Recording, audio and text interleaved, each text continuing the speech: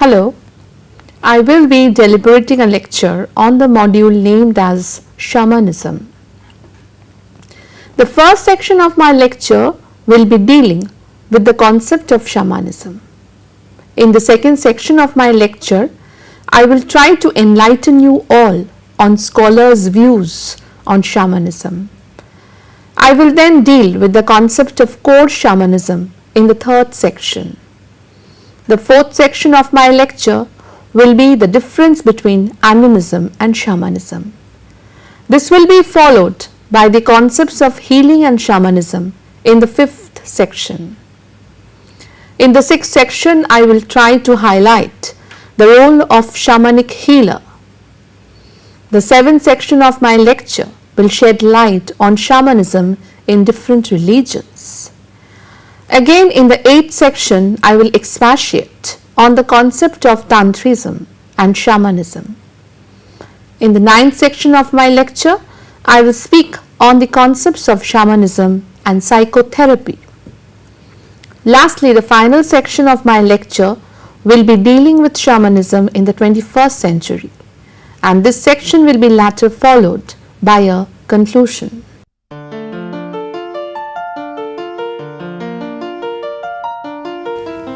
Shamanism is an ancient healing tradition.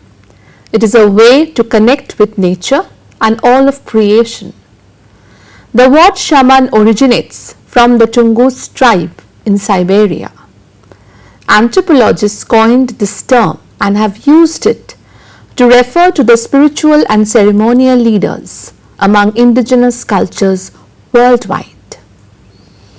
The word shamanism can be used to describe the ancient spiritual practices of these indigenous cultures. The word shaman initiated from the Tungusic Evenki language of North Asia due to the spirit workers present in their cultures.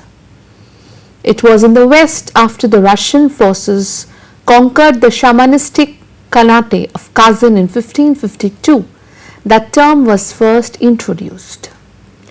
It was the works of the Western anthropologist who first put into application the term shamanism. The Sanskrit word for shaman is shramana, referring to a nomadic monastic or divine figure. According to the Dance of the Deer Foundation, shamanism has different aspects. They are as follows. Number 1, connection with nature. Shamanism stems from nature itself. Shamanic practices tap into the power Mother Earth has to offer, and the ancient indigenous teachings are derived from the simplistic truths of nature. Number 2, healing of self and community. Shamanism is not only concerned with the health of the individual, but also with the health of the entire community. This includes all people, plants, animals, and all of life. Number 3, spiritual practice. Daily spiritual practice allows for continued and exponential growth of both body and soul. The goal being to create internal and external harmony with all creation. Number 4, pilgrimage to sacred places. Learning to approach and connect with sacred places is an intrinsic part of shamanism. By honoring natural wonders such as rivers, lakes, mountains and caves, we reawaken and invigorate the energy of the land. Number 5, vision and ceremonies. Ceremonies to honor the spirits of nature help promote harmony and balance. The path of shamanism never ends. It is believed that so long as these ceremonies continue, the world will go on. One could view shamanism as the universal spiritual wisdom inherent to all indigenous tribes. As all ancient spiritual practices are rooted in nature, shamanism is the method by which we as human beings can strengthen that natural connection.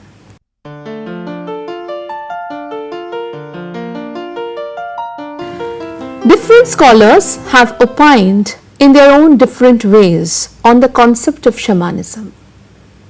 Michael Harner did a detailed study on shamanism as a practice.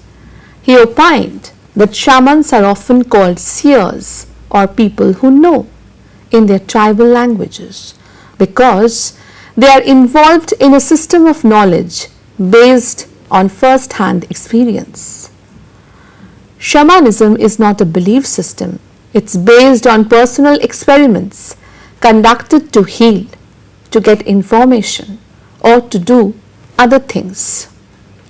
In fact, if shamans don't get results, they will no longer be used by people in their tribe. To him, the practice of shamanism is a method, not a religion. It coexists with established religions in many cultures. Some anthropologists and religious scholars define a shaman as an intermediary between the natural and spiritual world, who travels between worlds in a state of trance. Once in the spirit world, the shaman would commune with the spirits for assistance in healing, hunting, or weather management. Ripinski-Naxon describes shamans as people who have a strong interest in their surrounding environment and the society of which they are a part. According to Iliad, 1960, the shaman is a specialist in archaic techniques of ecstasy. He notes, for example, that shamans among Siberia and Central Asian societies possess certain psychological features and capacities that render them apt for ecstasy, for going outside themselves, that is, going into a trance state. During the trance, the shaman's soul leaves his or her body and ascends to the sky or descends to the underworld in order to communicate with a variety of mystical beings, that is, gods, spirits, ghosts of the dead, demons. Roger Walsh noted that shamans have been regarded as everything from severely psychologically disturbed to virtual saints. Probably the prevailing mainstream academic view is that shamans are psychologically disturbed or at best individuals who have recovered from a significant disturbance. Devereux viewed that shaman has been regarded as mentally deranged and an outright psychotic. Whistler pointed the shamans to be a veritable idiot. Roger Wells, in his study, The Making of a Shaman, calling training and culmination, defined shamanism as a family of traditions whose practitioners focus on voluntarily entering altered state of consciousness in which they experience themselves or their spirits traveling to other realms at will and interacting with other entities to serve their community. This definition points to several key features.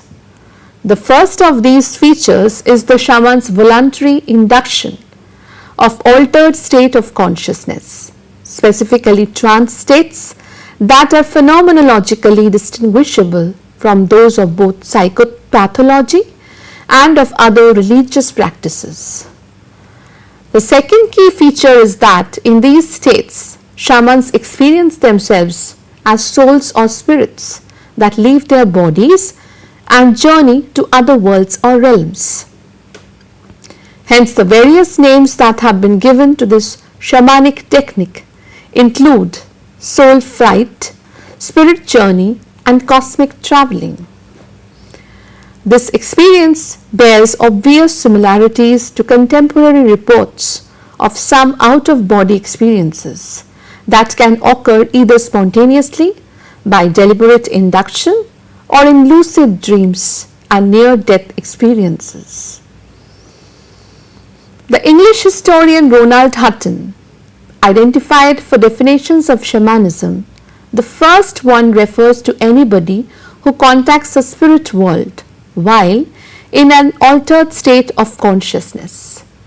The second dimension of the definition of shamanism refers to those who get in touch with the spirit world while being in a transformed state of consciousness at the request of others. The third definition points to distinguish shamans from the other magico-religious experts who are supposed to connect with the spirits, such as mediums, witch doctors, spiritual healers or prophets, by asserting that they assume some unique method which are not used by the others. Lastly, shamanism is referred to the native religions of Siberia and bordering parts of Asia. Let us now view what does the concept of core shamanism deal with in the next section.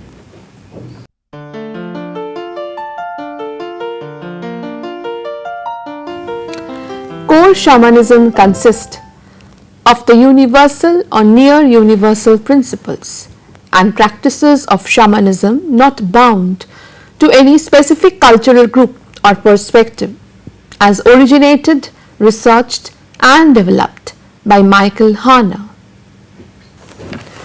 Since the West overwhelmingly lost its shamanic knowledge centuries ago due to religious oppression, the Foundation's program in core shamanism are particularly intended for Westerners to reacquire access to their rightful spiritual heritage through quality workshops and training courses. Core shamanism does not focus on ceremonies such as those of Native Americans, which are part of the work of medicine men and women, persons who do both shamanism and ceremonial work. Michael Harner writes in his latest book, Cave and Cosmos, 3 core shamanism consist of the universal, near universal and common features of shamanism, together with journeys to other worlds, a distinguishing feature of shamanism. Training in core shamanism is particularly suited to contemporary society and includes teaching students to alter their consciousness through classic shamanic non-drug techniques such as repetitive drumming so that they can discover their own hidden spiritual resources, transform their lives and learn how to help others. Core shamanism is related with the daily lives of the people. A few examples can be cited from the works of Michael Harner. A woman calls upon her personal helping spirit before surgery and feels calm and relaxed beforehand and recovers quickly afterwards with minimal pain. A shamanic practitioner uses her spiritual connections to locate a lost dog.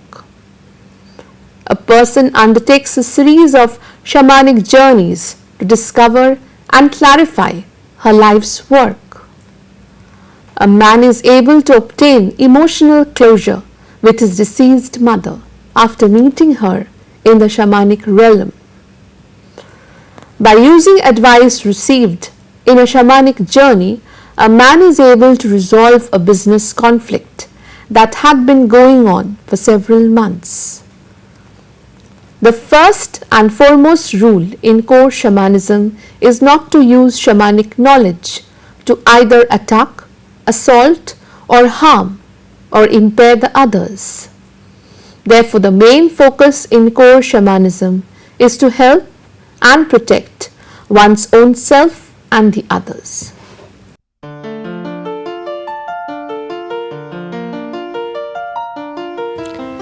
Animism is a way of looking at the world in which natural elements have special spiritual significance and importance. Some describe the tradition as the belief that everything around us has a soul. The practice of animism goes beyond one school of thought in a single region. Instead, these beliefs are expressed differently depending on the particular culture and people who hold this worldview in their community. The concept of animism has been developed by E. B. Tylor. The concept of animism has come from the word anima, which means soul. Many cultures that have animist beliefs also have a special role for a human being who can communicate with the spirit world. This person may have visions or may enter altered states of consciousness, like being in a trance. They may also perform other duties in society alongside their spiritual role. Anthropologists have historically labeled this person a shaman. The label of shaman has come to refer more broadly to those who engage in the activities mentioned earlier, such as having visions and entering altered state of consciousness to connect with the unseen world. Examples of animism are found in the Japanese polytheistic religion of Shinto, Hinduism, the belief system of pantheism, in which it is believed that God is the life force of all things, united, and each have a sharing in this. Inuit, Taoism, and Buddhism. The Bible mentions animism throughout when describing classical era civilizations during the time of Judaism and early Christianity. The central idea of animism revolves around the concept that innumerable spiritual beings concerned with human affairs are capable of helping or harming human interest. The worship of a certain deity or deities is absent, the focus being on lesser spirits than deities and these spirits possessing the world. On the other hand, an ideal shaman who does all of these functions is relatively rare, and shamans will usually specialize in a certain function. These shamans can be further divided into groups such as white and black, dealing with pure and evil spirits respectively. The features of shamanistic ceremonial dress and performance makes a visual appearance on the people using eccentric costume, makes an impression on sense of hearing through the ringing of bells and pounding of drums. Shamanistic symbols, icons, and other accessories throughout costume known to shamans and their believers are used and given symbolic meaning. Thus, shamanism and animism are traditional belief systems which stem from the idea that everything in the universe is alive and interconnected, and people should treat it as such.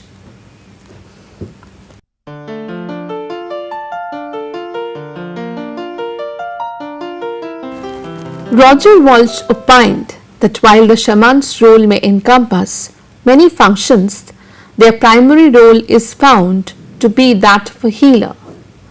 A shaman is a healer who moves into an altered state of consciousness to access a hidden reality in the spirit world for purposes of bringing back healing power and information.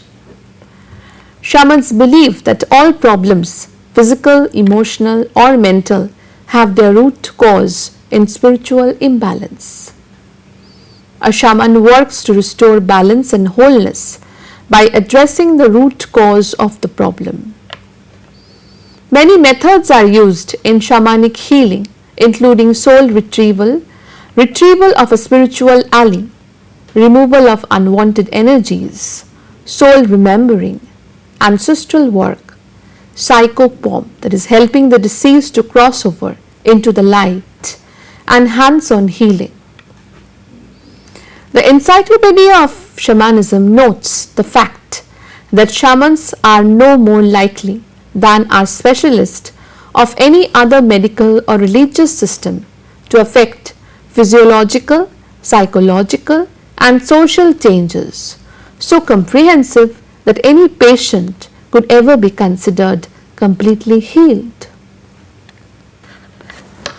Throughout the world, The capacity to heal was traditionally seen as resulting either from power of office, as by priests or kings, or by a sacred commission or special gift. Both of these traditions were combined in the role of shaman, whose position within the social system of most cultures was well defined, a result of apprenticeships and rigorous training, but who nevertheless frequently claimed a special calling to the profession, often with a privileged relation to particular spirits. This relation was often manifested by suffering illnesses attributed to those spirits before agreeing to become a shaman.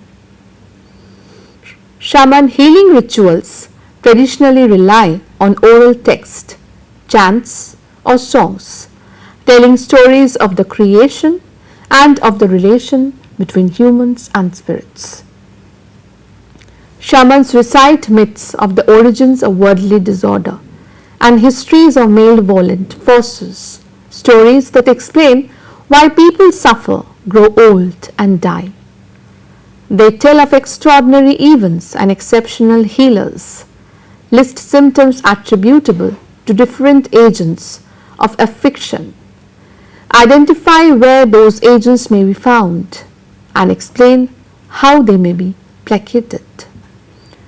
The relationship of these myths to healing was first examined by Claude Lévi-Strauss in his 1949 article, The Effectiveness of Symbols. Lévi-Strauss concluded that by a shaman's recital, conflicts and resistance are resolved.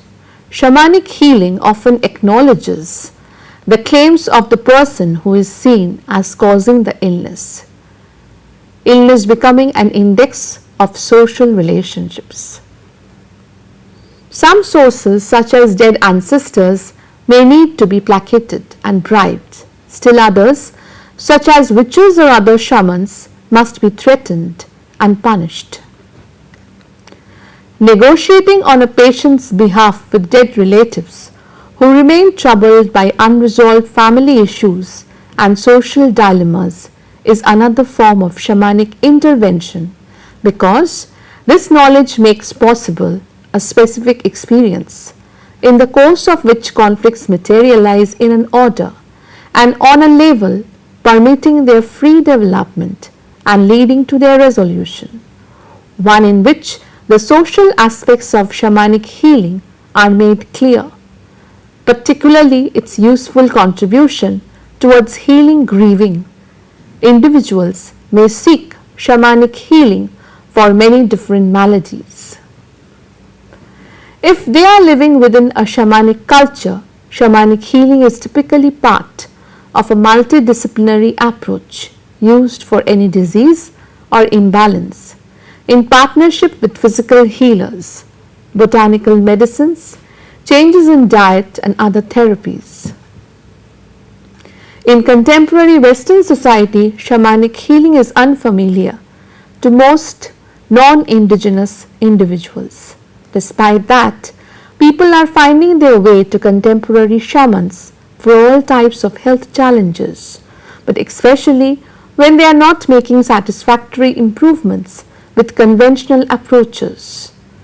The perspective on individual disease is different in shamanism than in the conventional medical view. In a shamanistic view, similar symptoms or disease do not stem from the same underlying root energetic problem. Community disharmony often manifests in individual illness. Any illness may have a significant underlying spiritual or energetic issue, regardless of the form in which that illness manifests: physical, mental, emotional, spiritual, or relational. Certain illnesses are more likely to have a spiritual component that may respond to shamanic healing techniques. These include psychological diagnoses like depression and anxiety, autism, and addictions. Illnesses that manifest physically may still have significant spiritual underpinnings. Shamanic healing work requires two distinct phases. The accurate diagnosis of the seen and unseen energies at the root of the problem, carrying out the specific choreography of energies needed to resolve the problem. Shaman may serve by removing energies that are inappropriately present or by returning energies that have been lost. This includes soul recovery to accomplish healing via the return of the lost parts of the soul. When an individual is living within a community that supports such work, there is time and support for the integration and processing that an individual must do to complete most healing processes. In contemporary society, the shaman and the client must create the resources and structure for the individual to adjust to the shift in internal energies. Thus, shamanism and healing are interrelated to each other. Let us see how the shamanic healer performs the healing activities through his unique roles in the following section.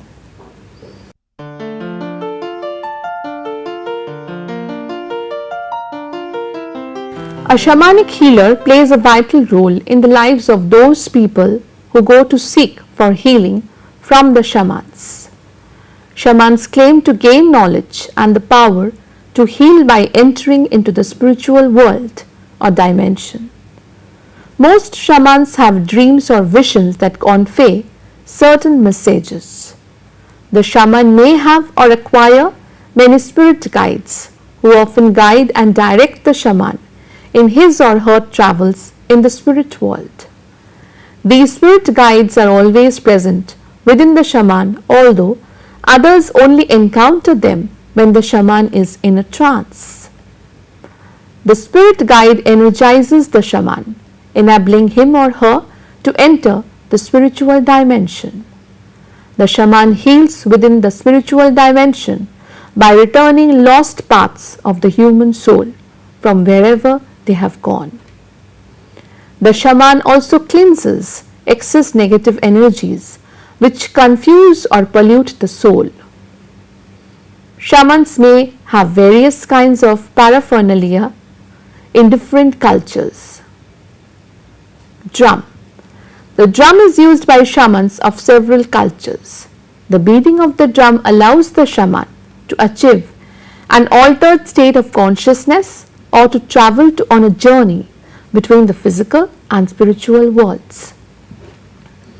Much fascination surrounds the role that the acoustics of the drum play to the shaman. Shaman drums are generally constructed of an animal skin stretched over a bent wooden hoop with the handle across the hoop. Number 2, feathers. In numerous North and South American cultures, as well as in Europe and Asia, birds are seen as messengers of the spirits. Feathers are often used in ceremonies and in individual healing rituals. Number 3, rattle. Found mostly among South American and African people. Also used in ceremonies among the Navajo and in traditional ways in their blessings and ceremonies. Number 4, gong. Often found through Southeast Asia, Far Eastern people. Number 5, pipe. Used for smoking various tobaccos and psychoactive herbs, that is tobacco in North and South America, cannabis in Eurasia. Number 6, sword. In Hmong shamanism, a holy sword will always be used in the practice to protect the shaman from wandering evil spirits as he travels to the spirit world. Number 7, shake. Found mostly in Hmong shamanism, the shaman begins his practice by rattling, which turns into a shake. It is the process of communicating with his shamanistic spirits to guide him to the spirit world. Number 8, long table.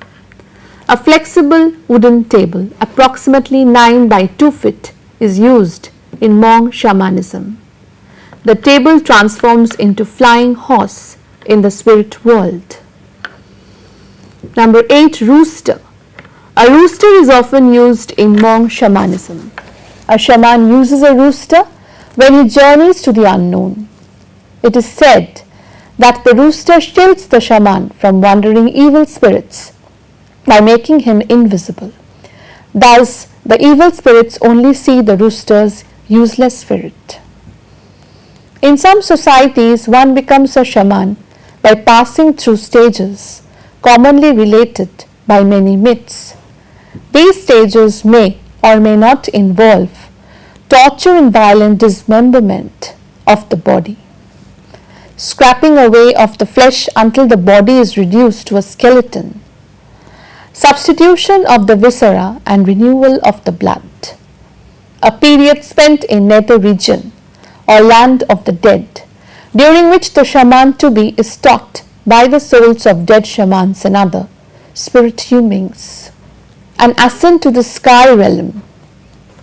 Therefore, it can be surmised that the role of a shamanic healer is filled with lots of rituals and practices which are related to the plate's tradition along with its associated myths.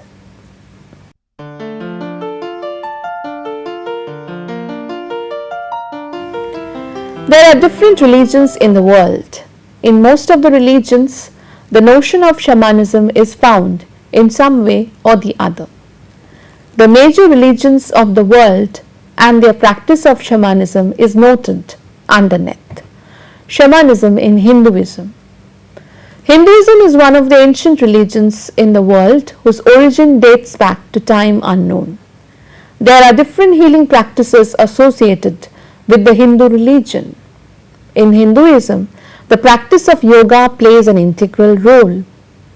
One can note that shamanism and yoga are widely related to each other.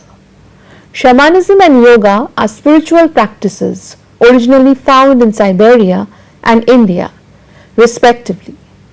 While shamanism is practiced in various forms worldwide, traditional yoga is mainly found in Southeast Asia. Shamans are religious healers and miracle workers who may appear to be possessed by divine spirits. They are perceived to have power within the realm of the invisible and thus have powers outside the mortal world of average human beings in comparison. The practice of yoga is based upon the philosophy that seeks integration of one's true self, that is Atma, and the absolute, that is Brahma, through rigorously self-disciplined psychophysical techniques and practices. A great yogi has ultimate devotion to their discipline, and certain yogis are considered spiritual masters. Yogis are self-helping spiritual beings due to the fact that they seek liberation, that is moksha, through meditation. In both shamanism and yoga, extreme heat is obtained by meditating close to a fire or by retention of breath.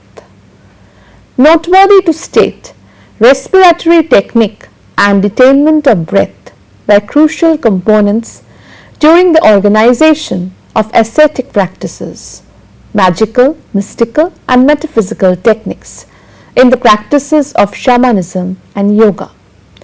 Thus, shamanism is an integral part and parcel of the healing mechanisms present in Hinduism. Shamanism and Islam.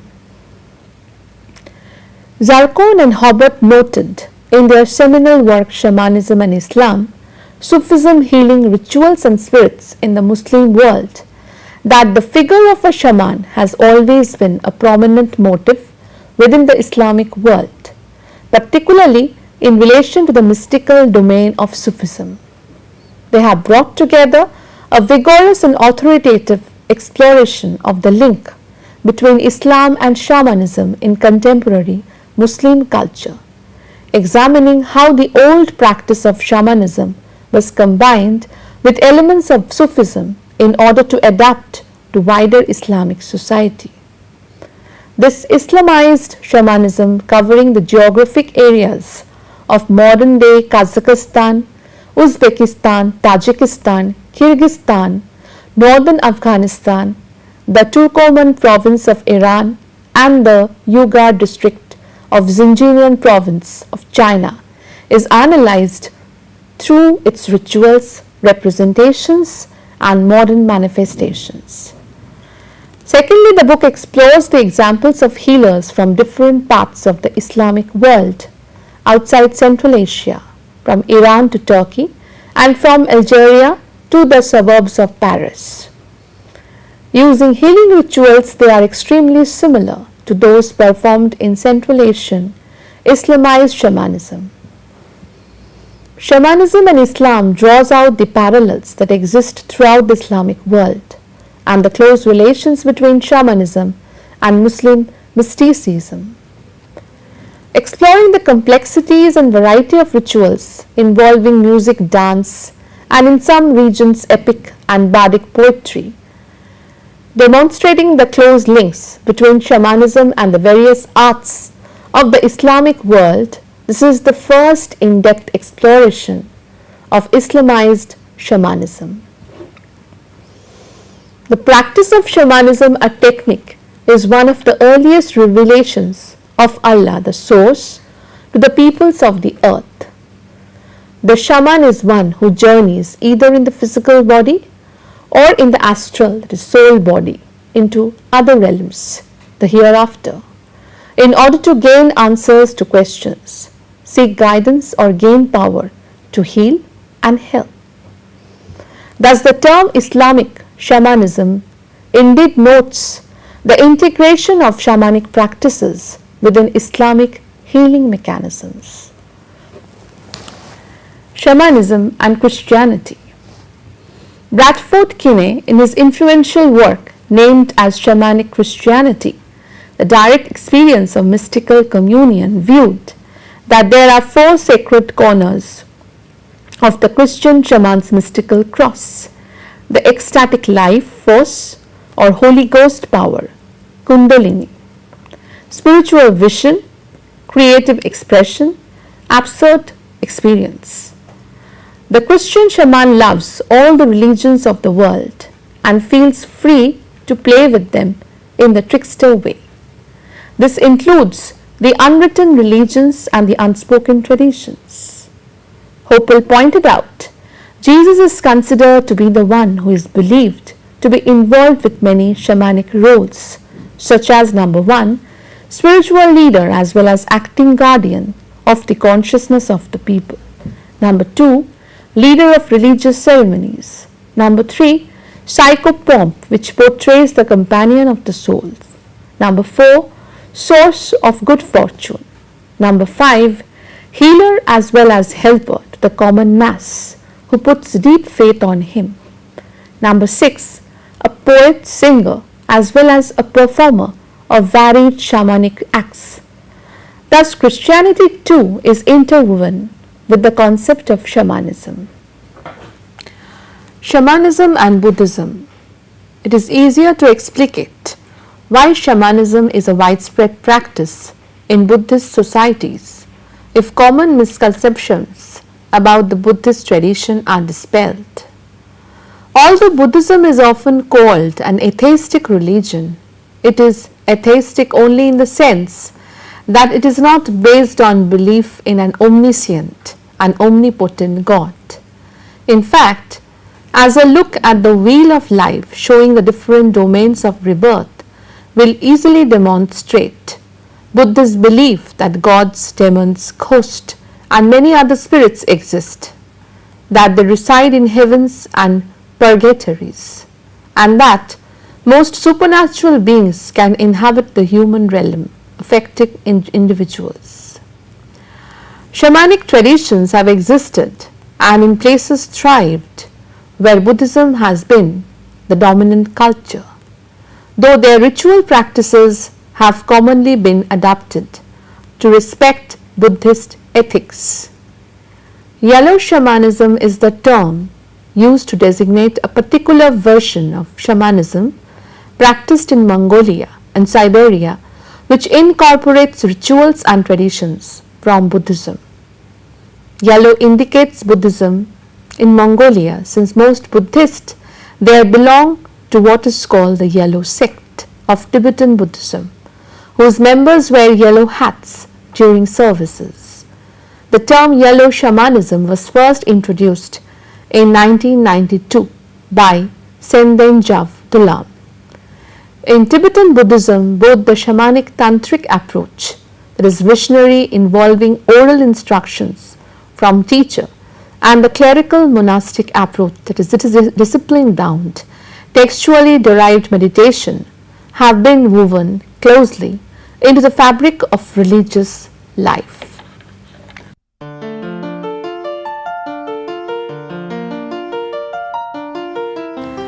The word Tantra is derived from two root words. Tan comes from Tanoti, which means expansion. Tri is derived from Trayati, which means liberation. Through Tantra, we are given tools to expand our consciousness and weave our perception of all creation as limitless and individuals as the divine experience. This expansion liberates our energy, increasing our potential on every level. Some tantric tools for transformation are meditation, visualization, the recitation of mantras, pranayam, that is breath practices, awareness exercises, devotional practices, and physical practices such as Hatha Yoga. On the other hand, the word shaman means to know. A shaman in that culture is a medicine man or woman who might perform healing both by physical means, that is herbs, massage, etc., and by giving spiritual means. Sylvia Brella notes that our modern day culture has adopted this word to describe techniques whereby the practitioner travels into the worlds of spirit to gain understanding of the nature of reality. People who are shamanic practitioners believe that the world of spirit interpenetrates our third dimensional reality, affecting all aspects of physical reality. By mediating between the realm of spirit and the realm of form, profound changes can be made that can affect not only our consciousness but the quality of our lives within the context of physical reality. Tantric shamanism activates our ability to move between the worlds of spirit and form in order to expand and liberate our consciousness, bringing us closer to a state of divinity. Similarities between Tantrism and shamanism can be found in the areas of possession, ritual performance, and the local and secret nature of the transmission. The Tantric traditions incorporate vast mythologies as well as extensive hagiographic literatures.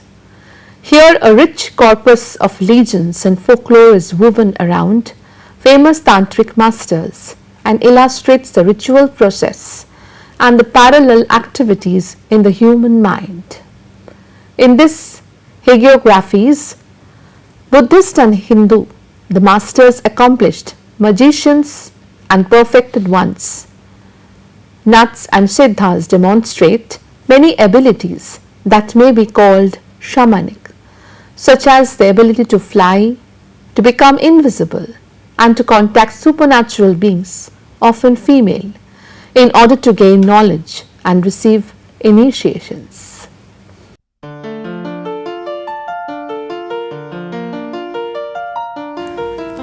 Whereas they regard their healing capacities as primarily spiritual, the shaman's work extends to the psychological and the physical.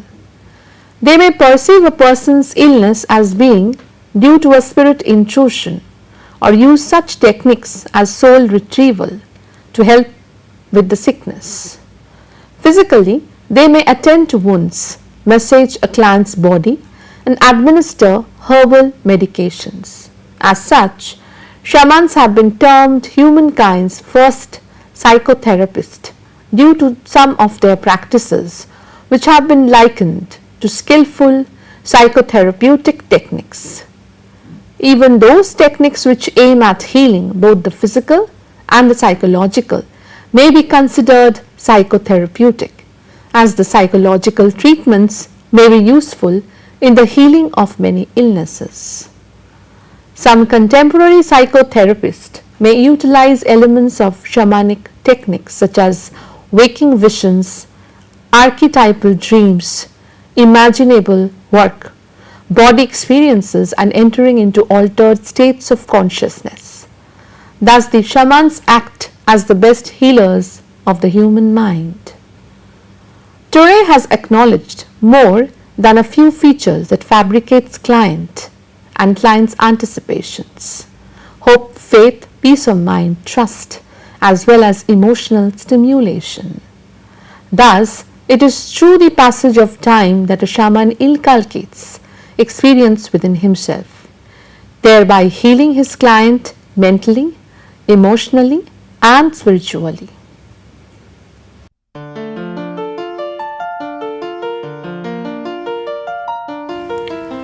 Neo-shamanism is a form of neo-paganism in which the practitioner fancies him or herself a bridge between the material and spirit worlds. Most neo-shamans know something about the popularized version of shamanism, but have done very little real study into the spiritual beliefs of actual shamans, instead focusing on spirit animals and vision quest. Despite the Manchurian roots of the word shaman, most neo-shamans describe themselves as continuing a Native American tradition. Neo-shamanism refers to a new form of what adherents call shamanism, a modern system of seeking visions or healing. Neo-shamanism comprises an eclectic range of beliefs and practices that involve attempts to attain altered states and communicate with the spirit world. Those who practice core and neo-shamanism object strongly to being included within a generic New Age category. Core and neo-shamanism are especially appealing for people on quest for transcendence and healing because they offer the potential for direct contact with the spirit world. Part of their inspiration is drawn from traditional shamanism, a term used here to designate shamanism practiced in a society over a long period of time and considered a continuous cultural presence. Neo-shamanism uses metaphorical images and idealized concepts of shamanism, which are often joined with beliefs and diverse rituals that have little to do with traditional shamanism. Modern shamanic spirituality as a whole is a democratic movement. Authority is vested in each individual because sacred knowledge is held to be experiential, not doctrinal. Individuals can create personal belief systems based on information gained from spirits during journeys and from workshops, literatures, and other sources. Therefore, today, shamanism survives primarily among indigenous people. Shamanic practices continue today in the tundras, jungles, deserts, and other rural areas, and even in cities, towns, suburbs, and shanty towns all over the world. Therefore, we can conclude by saying that shamanism is one of the oldest healing traditions of the world, which has existed among not only the tribals but also among other religious beliefs. Thank you.